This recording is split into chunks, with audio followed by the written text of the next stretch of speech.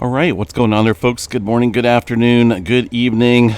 Combination of all of them, right? How's it going? Earthmaster here on this Thursday, December 28th, 2023. It's about 10:41 here in the AM, California time. Latest activity on the globe here shows some movement. A little small earthquake here, 1.1 California region. Also some activity stirring up there in the Puerto Rico area again. We did see some larger scale movement overnight in our watch zone. We've been noticing a lot of deeper activity out here across the Japan Trench and some interesting earthquake activity further away from the plate boundary in the Russia area. Mostly deeper movement quakes out here. Let me show you guys the last 7 days or so of deeper activity. Seeing that pretty deep earthquake way out here off the coast of Russia. Some odd earthquake activity up here as well. But a lot of deep movement, Japan Trench, and some further deep activity upstream, leading to this earthquake striking right here, a 6.5 coming in earlier this morning, about 1 o'clock or so. This was just right after I went to bed earlier this morning, and still seeing some aftershock activity here following this 6.5. I can't really say that this is all we're going to see. Because I have been watching this zone for a few years for some larger scale movement.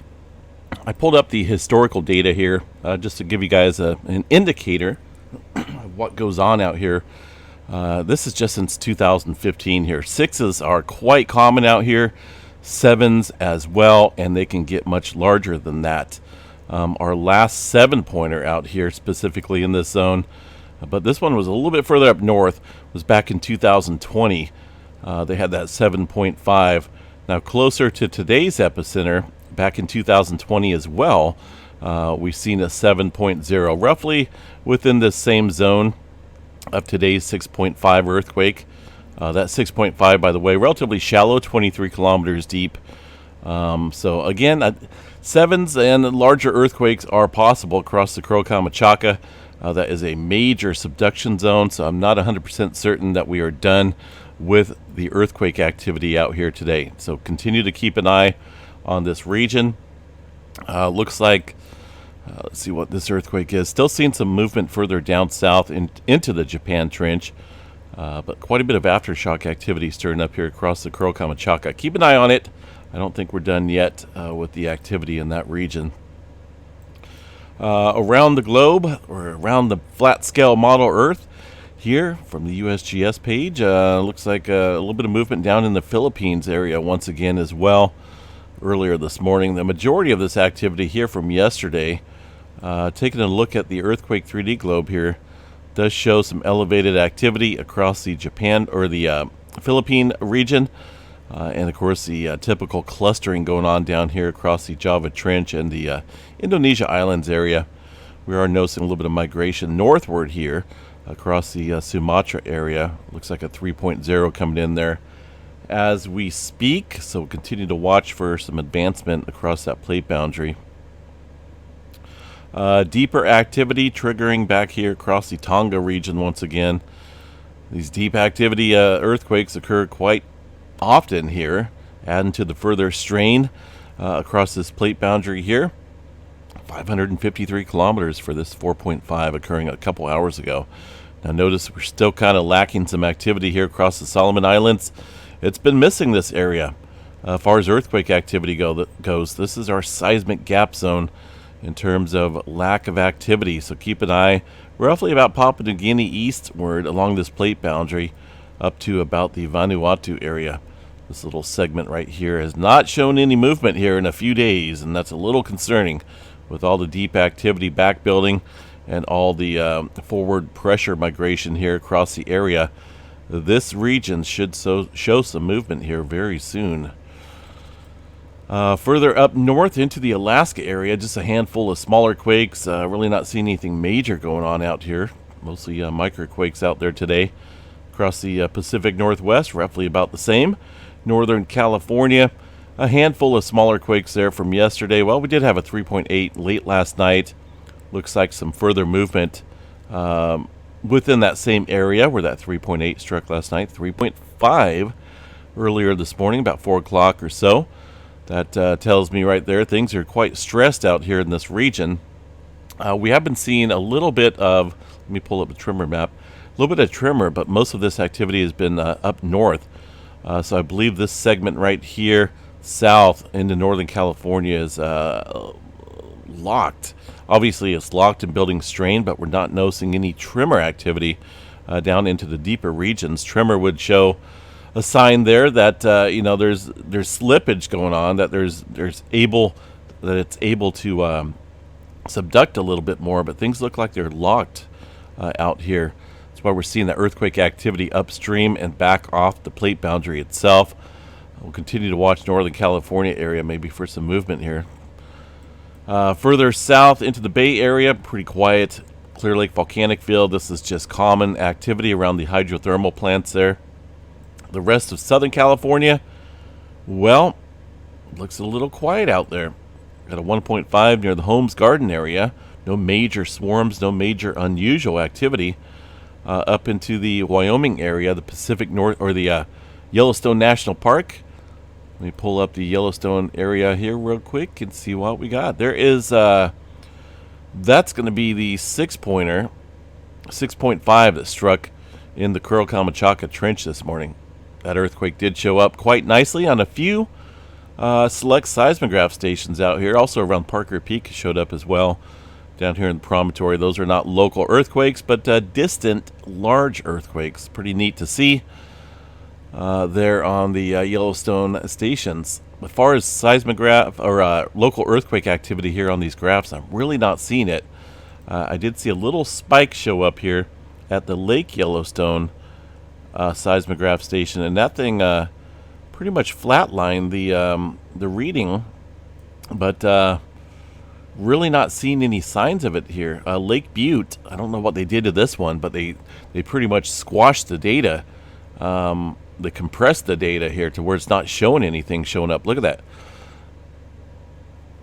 Nothing really being picked up here, not even the 6.5. So that tells me here that they've really ramped down the amplification to where nothing is showing up here across this seismograph station. Now the promontory, a little bit further down south, is picking up that 6.5 this morning. Maybe some smaller earthquake activity, very small earthquake activity, but it looks like they did something to a couple of these stations. Upper Falls, Norris Junction, all these seismograph stations are not showing anything, not even that 6.5, and that's not good, because how are we supposed to know if there's earthquake activity out there? I know there's some strong motion seismograph stations, or many different types of seismograph stations up here, but the majority of these should show, similar to what we're seeing over here and over here at Parker Peak, they should show that distant large earthquake. Should be able to pick up the signs of it, but man, they've turned things down big time out here across Yellowstone.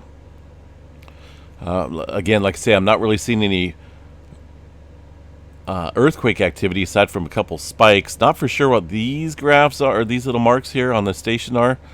It doesn't look like it's shown up on local seismograph stations nearby this one.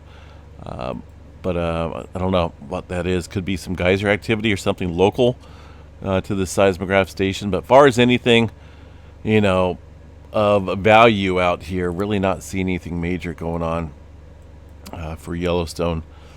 And of course, out in the oil fields of Texas, still getting hit pretty good. The latest one near Smiley, Texas, 2.6. I think I've been out there a time or two.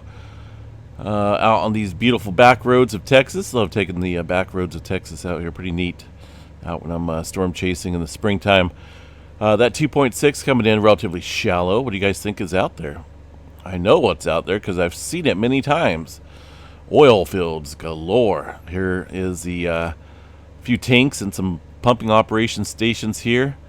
Very close to the 2.6 that struck this morning. It's a very shallow earthquake, but as you can see, that terrain out there is littered with oil fields galore. The eastern portion of the country shows quiet conditions. Not a whole lot being reported out there. Nothing going on in the New Madrid seismic zone today. There's activity in the Puerto Rico region, seeing a handful of earthquakes, equally spaced out here in an odd fashion. Kind of odd seeing that, but keep an eye on this area because this region did see some further swarming going on here.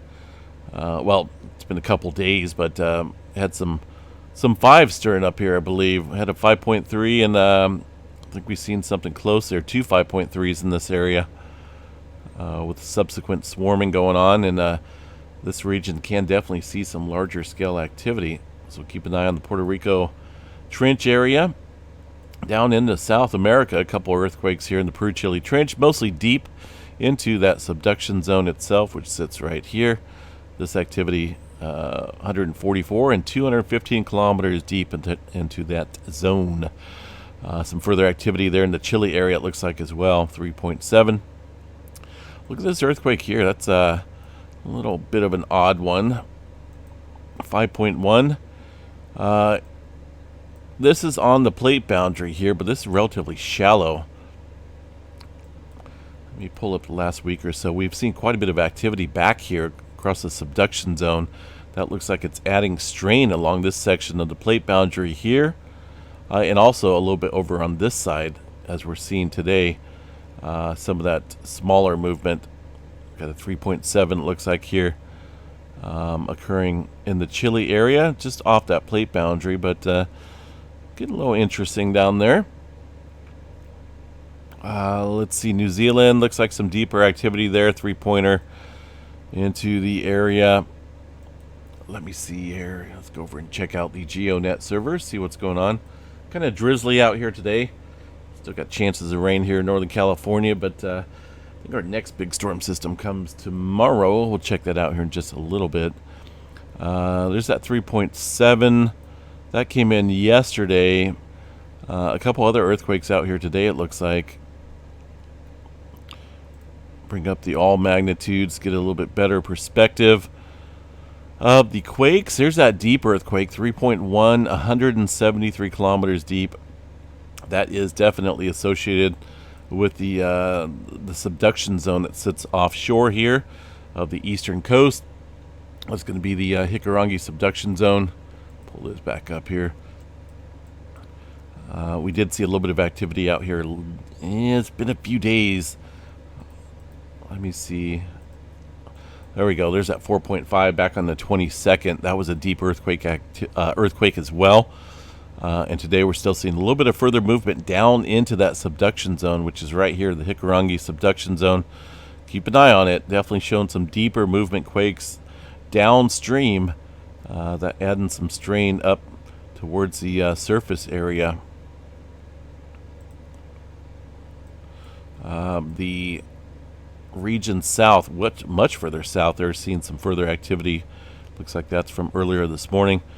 5.3, and it looks like a 5.8 here, but yeah, USGS reporting a 5.8, the EMSC reporting a 5.3. That's rather odd, but definitely seeing some movement kick up here in these oceanic divergent zones. A couple fractures out here, way down south. Let's see if we got anything going on for Hawaii. Lighten up slightly out here today, it looks like, around the crater area.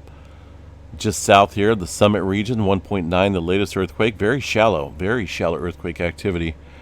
Let me go check here and see what's up. Make sure we're still live, don't have any issues going on, hopefully. Not yet, anyway. Goodness, last night was kind of crazy.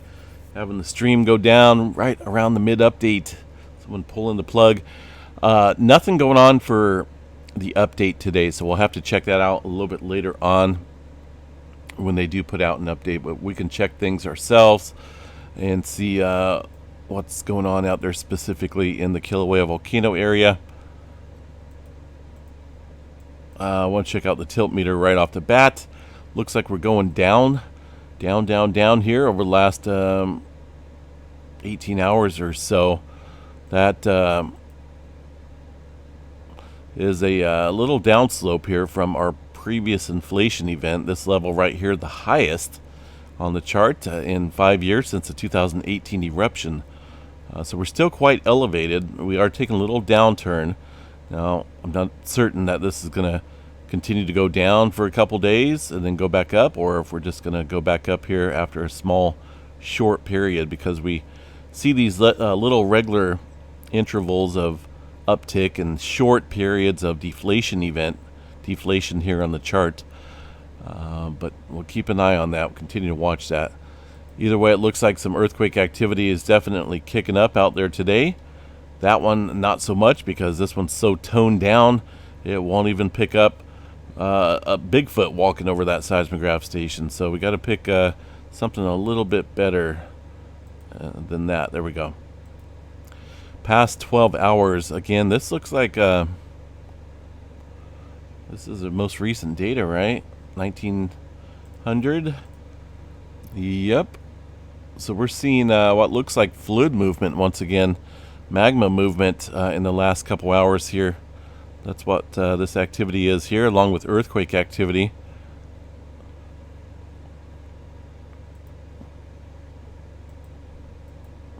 Let me go back here and check one of these webcams. Gotta zoom in a little bit and get a better view of the lava lake area. Looks like a beautiful sunny day out there, 12:28. That's today, Hawaii time. Still got obviously some volcanic gases out there. Not seeing any signs of visible eruption activity. But I'm not 100% certain we're going to see that take place here at the summit region this time. Most of the earthquake activity has been confined to the region south here, and little swarms going on in the southeastern rift zone. I'm kind of leaning more towards seeing some activity open up out here, but we'll continue to watch that. Right now, getting a little bit of deflation, but we're still seeing some magma movement going on down here in this region. All right, let's see what else. Got anything else going on here? Some older movement. I think this is all from yesterday. Well, we did see another 4.3 out here in the Greece area, just off the coast of Turkey. Let's take a look.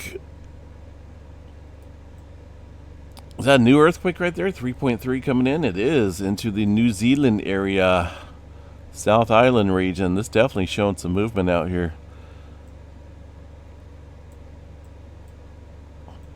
The Atlantic Ocean looks pretty quiet. Let's go check out Iceland real quick, see if anything major is going on up there across that area.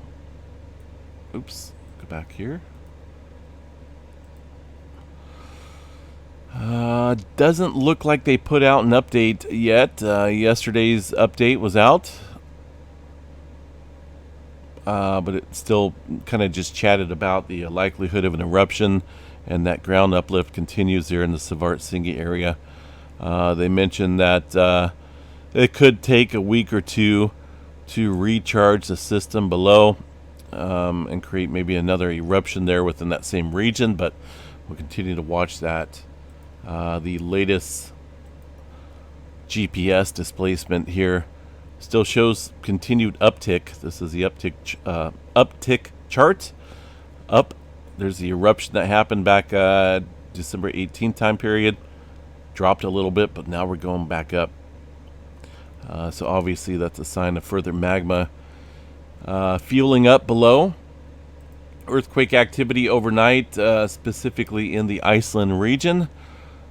Looks like about 36 earthquakes or so in total across the Iceland region, and the Grindavik area still showing some activity, and a little bit through the town itself. You know, I don't think we're completely over, but got to pay attention to these quakes and GPS displacements in the area, because I don't think we're over yet with the activity. Either way, you can see where that magma intrusion area looks like continues to occur across the area northeast of Grindavik, and a little bit down south here today as well. A little 1.6. All right, let's go check out space weather, see if we got anything going on here. Nope, pretty much flatlined for the past couple days. We are just barely at the C flare category. In fact, kind of hovering below that C flare category into the B zone. Goodness. Pretty quiet out there in the solar flare department. 95% chance of a C flare. M flare at 15, X flare and proton event, probably a lot less than even 1%. We do have a coronal hole, number 86, that is, well, just about into position here, facing the Earth directly. We could see a little bit of amplification there to the auroras as we head into the new year from that solar wind stream that's flowing from that coronal hole. But really not expecting much in terms of aurora activity. As you can see here, pretty green across the board, indicating very minimal conditions. Sunspot activity, well, 3531, 3529. See what they look like today. Well, much further out here on the western limb. Not really much of a threat at all in terms of flaring. The sunspot region down here that's fairly new, which is named now 3534. It's growing, but I'm really not seeing any super complex activity going on within that region. So we'll keep an eye on it. That's about the only hope that we have that's facing the Earth right now, seeing any flaring. Aside from that, I don't think there's a whole lot coming around the bend, but we'll just keep an eye on the newer sunspot region down here. Storm Prediction Center, not a whole lot of severe weather threat. Thunderstorm activity maybe tomorrow here across California area, but really not expecting too much. There's our next storm system knocking on the door here across the west coast. Put this into motion and you can see some decent rain coming in. Yesterday and overnight we picked up, I don't know, what did we pick up? I think almost close to an inch, almost an inch of rain here. It pretty much drizzled all night last night, and even that type of activity adds up to rain accumulation. But tomorrow, it looks like, on Friday, we got a decent chance of some rain, even in Southern California as well. Another little storm system just barely missing Southern California, hitting Baja as we head towards early next week. And things start to change here as we head into the November time period. Now the jet stream is going to go up and over this high pressure that's parked offshore. That's going to bring in some colder air down into the western portion of the country. Let me show you guys these temperatures.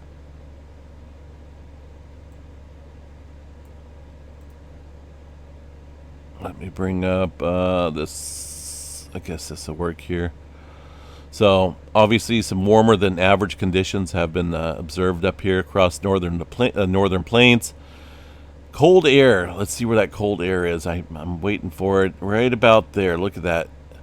Getting some polar Arctic air, I should say, coming down from Canada region, bringing in with it quite a bit of cooler conditions to start off the first half of January 2024. We'll see how this plays out in terms of snow potential. This is just normal precipitation out here. California getting in on some rain, obviously, over the next couple weeks. Total snowfall, well, whether this plays out or not, well, I guess we'll see if it happens. Looks like a little bit of snowfall out there, but again, this is way out into the future. But no doubt that colder air is coming in, it looks like, for the first half of January. We'll continue to watch that and see if anything changes with that pattern. For now, have a good one out there.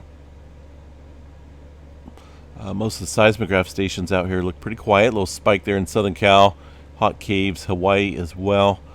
We'll keep an eye on things. Been making quite a bit of adjustment here across the Pacific Plate now, and all over the place actually. But we'll see what today brings. Have a good one, folks. We'll catch you guys back out here just a little bit later on this evening for the Thursday night update. Till then, stay safe and have a wonderful day.